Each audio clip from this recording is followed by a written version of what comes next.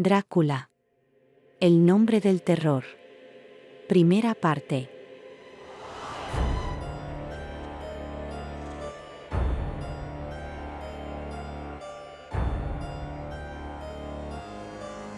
En literatura es el miedo por antonomasia desde su aparición en 1897. Una gran semilla inspiradora en cuentos, poemas y ensayos de misterios, novela negra y terror. ¿Te atreves a acompañarnos en este viaje hacia la noche oscura e inmortal de los Cárpatos? ¿Sumergirnos en la bruma escuchando aullidos misteriosos en la lejanía de las inaccesibles montañas? Bienvenido, bienvenida. Cuento o mito. 1. Establezcamos igualmente que no es Bram Stoker, el inventor de las historias de vampiros. No. El vampiro existe, en los mitos y las supersticiones, desde al menos 600 años antes del inicio de nuestra era. Hay vampiros acadios y asirios. Los sumerios hablaban de unos muertos que no descansaban en sus tumbas y se movían por el cielo y la tierra. Hay vampiros en China. Y en la tradición hebrea encontramos a Lilith, que fue condenada por Yahvé a convertirse en un demonio nocturno volador que se alimenta de sangre. Los árabes tienen a los ghouls, los demonios del desierto. Y los griegos a la empusa, que visita a los hombres dormidos y les chupa la sangre. Más cerca en el tiempo están las supersticiones europeas. Así, el abad Agustín Calmet en su libro llamado Tratado de las apariciones de los espíritus y de los vampiros o revivientes de Hungría, de 1748, habla de zonas de Europa en las que es posible ver a hombres muertos desde hace varios meses, que vuelven, hablan, marchan, infestan los pueblos, maltratan a los hombres y los animales, chupan la sangre de sus prójimos, los enferman, y en fin, les causan la muerte, de suerte que no se pueden librar de sus peligrosas visitas más que exhumándolos, empalándolos, cortándoles la cabeza, arrancándoles el corazón o quemándolos.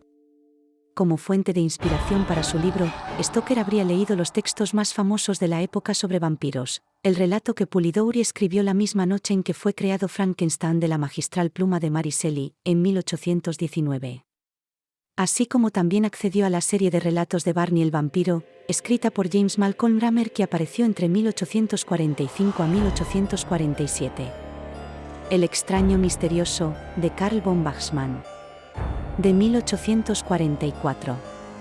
Así como Carmilla, de Joseph Sheridan Le Fanu, de 1872. 2. Influencias y folclore irlandés en Drácula. Inicialmente, la obra de Stoker se titulaba El no muerto, y el vampiro que protagonizaba la novela se llamaba Conde Vampir. Stoker, que trabajó como funcionario en Dublín, nunca viajó más allá de Viena, e incluso parece ser que jamás visitó Rumanía. En el ensayo publicado en 1998 por la profesora Elizabeth Miller sobre la historia creada por Stoker, esta asegura que la documentación de la cual se sirvió Stoker para crear el personaje de Drácula indica que el escritor no poseía tampoco grandes conocimientos biográficos acerca de Vlad III, el sanguinario príncipe valaco del siglo XV en el cual, se cree de manera más extendida, se inspiró para escribir su obra. Miller entre otros historiadores sugieren que Stoker no se inspiró en la oscura y brutal vida de Vlad III el Empalador, sino que en realidad sus ideas estaban influenciadas por el folclore irlandés.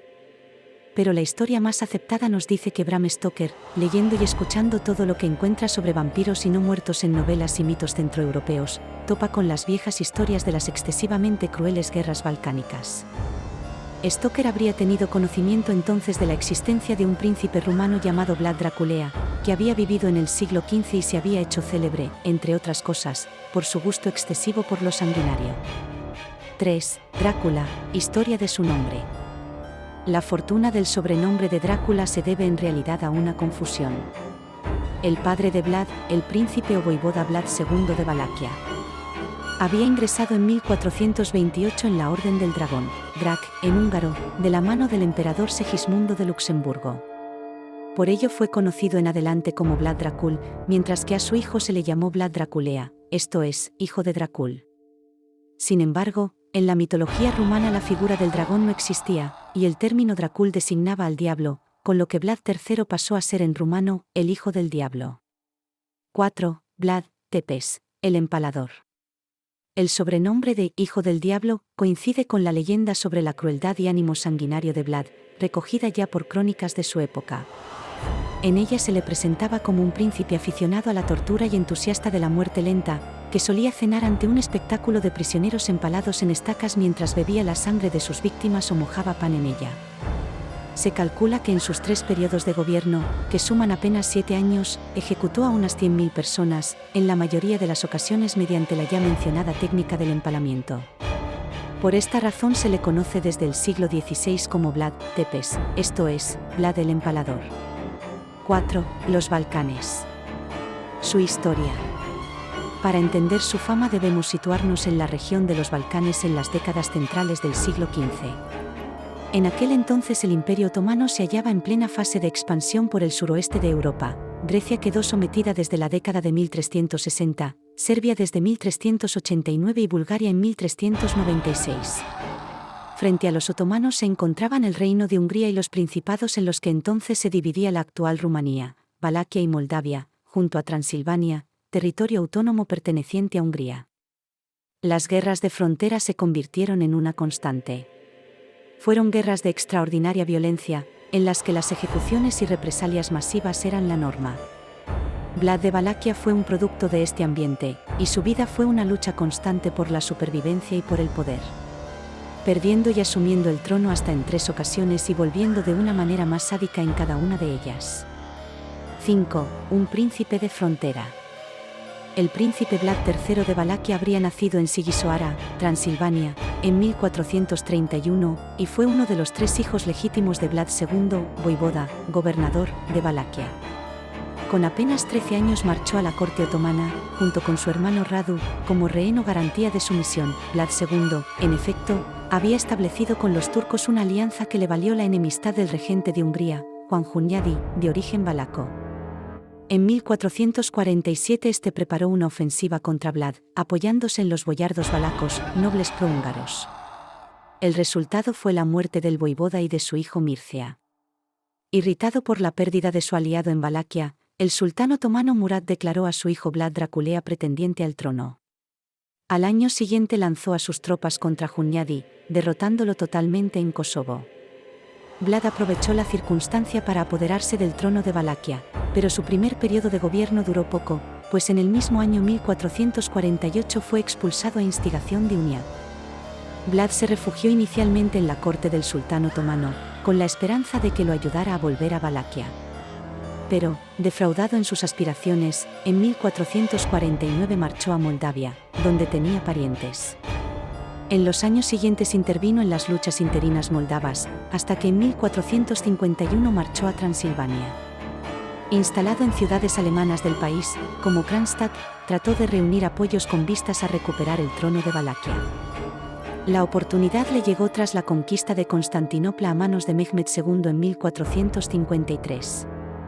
Viendo a Hungría cada vez más amenazada por los otomanos, Hunyadi se lanzó a buscar aliados en el enfrentamiento directo con los turcos. El noble que entonces era voivoda de Valaquia se mostraba cada vez más temeroso y entregado a los otomanos, y Hunyadi, totalmente desesperado y rodeado, decide llamar a Vlad para el combate. Este olvidó todo rencor por la muerte de sus familiares y se lanzó al combate contra los turcos. Fue así como en 1456 logró hacerse de nuevo con el gobierno de Valaquia. Inició entonces su fase de gobierno más larga, hasta 1462. Y aquella que le ganaría ante los contemporáneos y la historia la reputación siniestra que desde entonces lo acompaña. Esta fama se debe en primer lugar a los métodos que Vlad empleó en la guerra. Desde que en 1460 decidió negarse a pagar tributo a los turcos, el enfrentamiento armado se hizo inevitable, y este revistió los tintes de una cruzada, tan brutal y sanguinaria como las que se habían librado en Tierra Santa en siglos anteriores. 6. Los métodos de un cruzado. La campaña de 1462 nos da un ejemplo de sus métodos. En respuesta a una ofensiva turca, Vlad atravesó el Danubio para saquear Bulgaria, entonces parte del Imperio Otomano. Al término de la campaña envió al rey húngaro Matías Corvino 2 sacos llenos de orejas, narices y cabezas, acompañados de una carta en la que le decía: He matado a hombres y mujeres, a viejos y jóvenes, desde Oblucice y Novoselo y desde Sambit hasta Gigen. Hemos matado a 23.884 búlgaros y turcos, sin contar aquellos a los que quemamos en sus casas, o cuyas cabezas no fueron decortadas por nuestros soldados.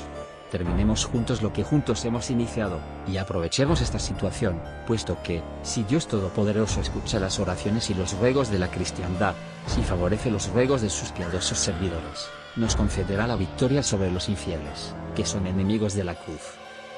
Vlad, pues, se veía a sí mismo como un cruzado.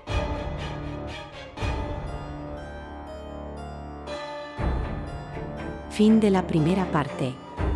Si os ha gustado este vídeo, por favor compartir y suscribiros, podéis dejar vuestras opiniones y sugerencias en la caja de comentarios. Os invitamos a visitar nuestro canal hermano en iVoox, en las sombras, las estrellas.